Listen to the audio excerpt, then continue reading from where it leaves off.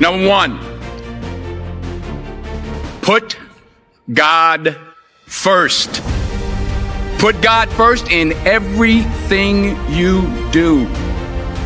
Everything that you think you see in me, everything that I've accomplished, everything that you think I have, and I have a few things, everything that I have is by the grace of God.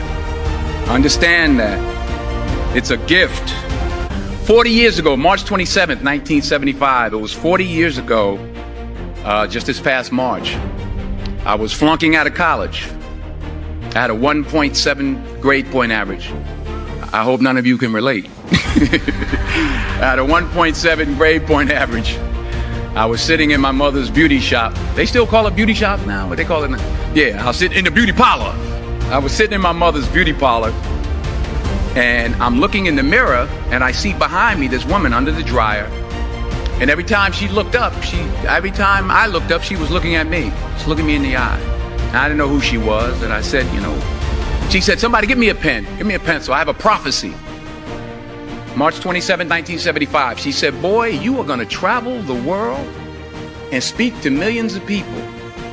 Now mind you, I was flunked out of college. I'm thinking about joining the army. I didn't know what I was gonna do, and she's telling me I'm gonna travel the world and speak to millions of people. Well, I have traveled the world, and I have spoke to millions of people. But that's not the most important thing, the success that I had. The most important thing is that what she taught me and what she told me that day has stayed with me since. I've been protected, I've been directed, I've been corrected. I've kept God in my life, and it's kept me humble. I didn't always stick with him, but he always stuck with me. So stick with him in everything you do. If you think you want to do what you think I've done, then do what I've done and stick with God. Number two, fail big. That's right. Fail big. Today is the beginning of the rest of your life, and it can be very frightening. It's a new world out there. It's a mean world out there, and you only live once. So do what you feel passionate about. Take chances professionally. Don't be afraid to fail. There's an old IQ test, was 9 dots, and you had to draw 5 lines with a pencil within these 9 dots without lifting the pencil. The only way to do it was to go outside the box. So don't be afraid to go outside the box. Don't be afraid to think outside the box. Don't be afraid to fail big, to dream big.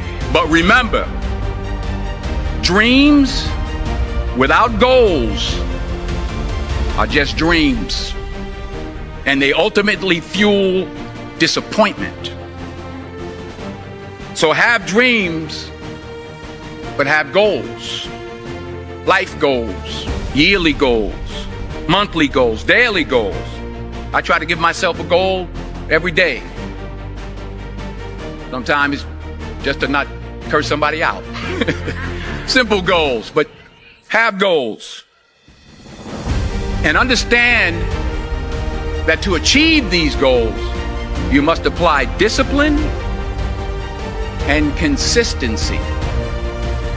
In order to achieve your goals, you must apply discipline, which you have already done, and consistency every day, not just on Tuesday and miss a few days. You have to work at it every day. You have to plan every day. You've heard the saying, we don't plan to fail, we fail to plan. Hard work works. Working really hard is what successful people do. And in this text, tweet, twerk world that you've grown up in, remember, just because you're doing a lot more